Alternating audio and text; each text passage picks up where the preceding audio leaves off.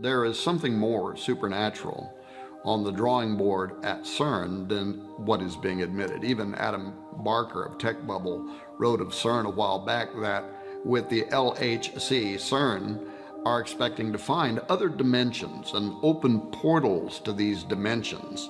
If you have the image of Stargate in your head right now, you're spot on. That's what he said.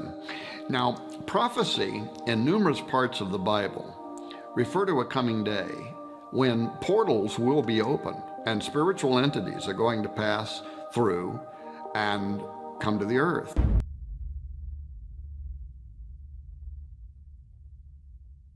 CERN's Large Hadron Collider, the LHC, is the largest single machine in the world, located on the border of France and Switzerland.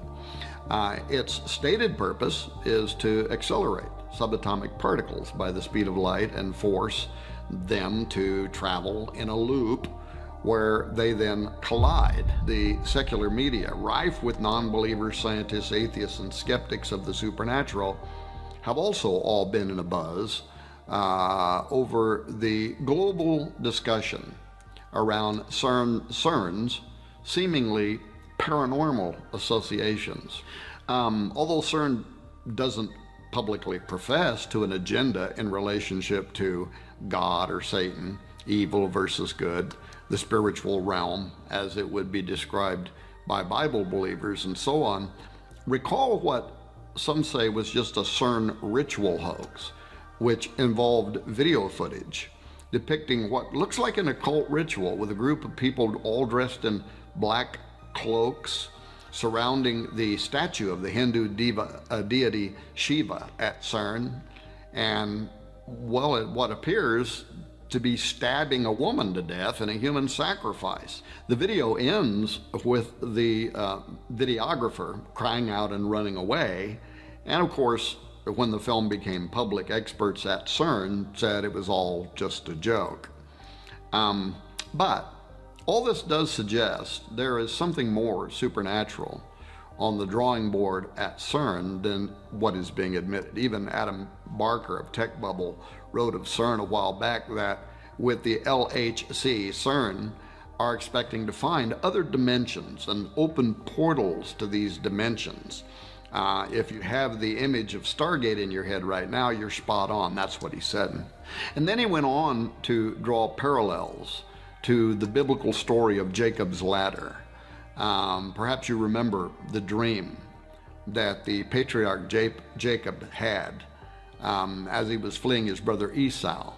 Jacob leaves Beersheba, he's on his way to Haran, and he comes to a certain place and he stays there that night because the sun had set.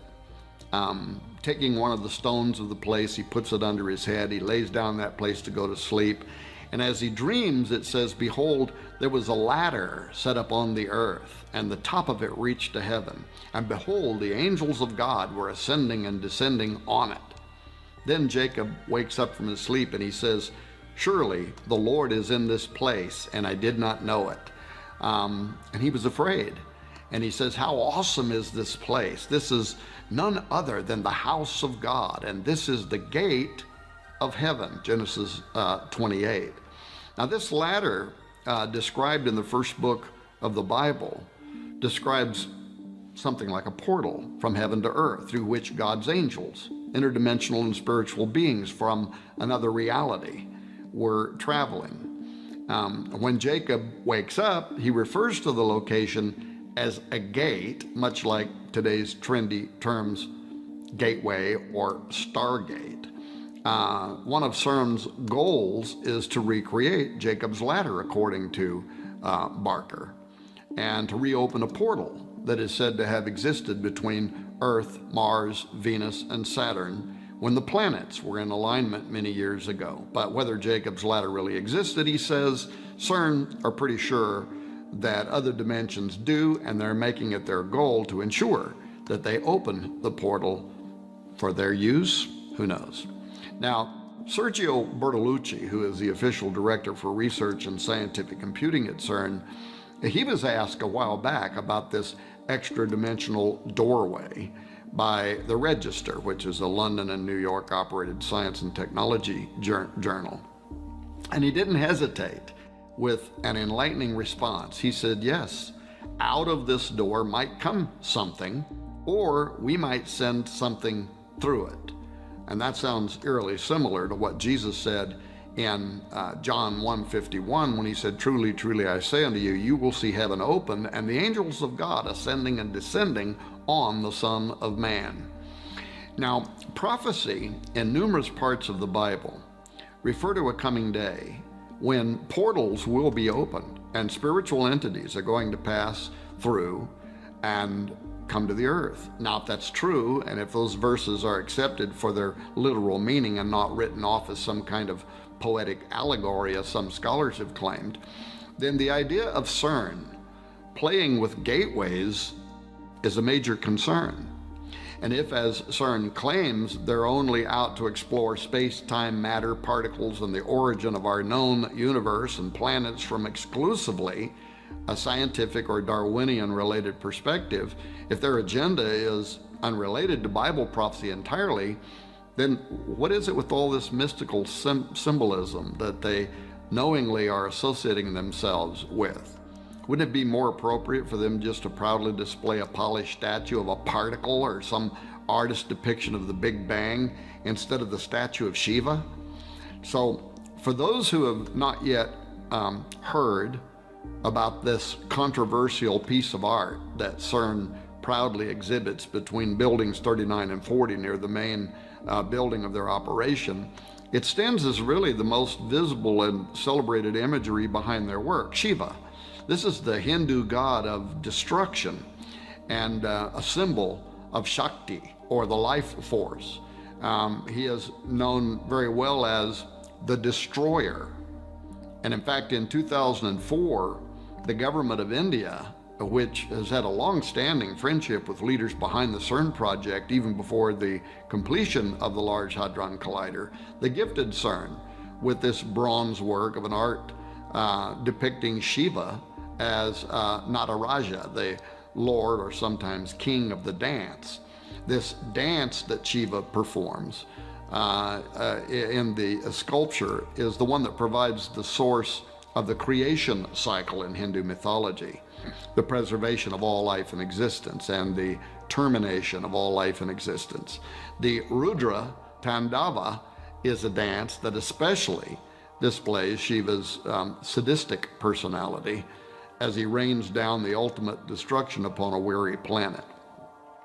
Now, from the unveiling of this Nataraja on CERN grounds, controversy's been launched from all sides, including irreligious groups, with questions as to CERN's motive in its exhibition. So far, CERN's response has just most often pointed to the notion that the statue was simply a gift to an international and multicultural scientific institution, and they show it there on their property as an act of gratitude.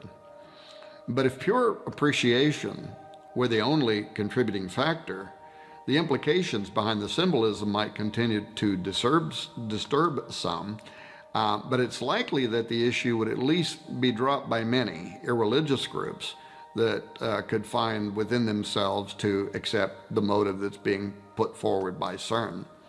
The plaque at the side beside the statue, however, reads in part, hundreds of years ago, Indian artists created visual images of dancing Shivas in a beautiful series of bronzes.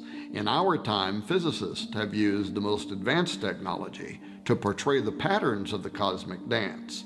The metaphor of the cosmic dance thus unifies ancient mythology, religious art, and modern physics. So right there out in the open for all to see is a direct correlation between the Hindu perception of Shiva hundreds of years ago, which is the concept of destroyer that I explained a moment ago, and our time, unifying, quote, ancient mythology, religious art, and modern physics. Additionally, and perhaps even more important, there's a significant section of CERN that is built upon the Saint Genus Poili, which is a commune in Ain, a department of France. In Roman times, the Saint Genus Poili was called Apaliacum, The name Poili comes from the Latin appaliacum with the Latin suffix lacum, which denoted possession. But the town and a temple were dedicated there in ancient times to Apollyon, the destroyer, the Shiva Horus, if you will. Apollyon is also the angel of the bottomless pit, referred to in Revelation 9:11. Of course, I can only speculate, but I note the connection between Nimrod, Apollo, and Abaddon, Apollyon at CERN, and the history of the region are all highly curious. Apollo was worshipped by the Romans of that area, as well as the Greeks and in central France. Apollo was equated with the Celtic god Atep Omerus. These two characters were combined to create Apollo Atep Omerus, which can be translated as great horseman or possessing a great horse. In the Celtic belief, horses were closely related to the sun.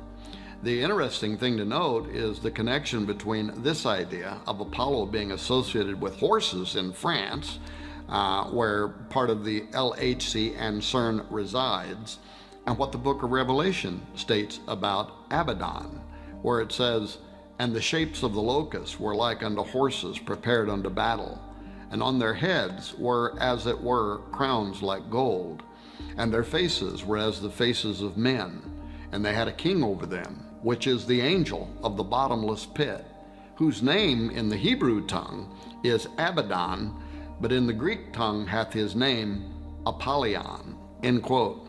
I also note that Revelation chapter 9, after describing how these devil worshippers will be judged during the Great Tribulation period, it ends in verse 21 saying, "Neither repented they of their murders, nor of their sorceries," which is the Greek pharmakia, "nor of their fornication, nor of their thefts." Now, pharmakia is the word that describes the ancient occultic effort to use mind-expanding drugs during rituals in order to open a doorway for making contact with unseen supernatural entities.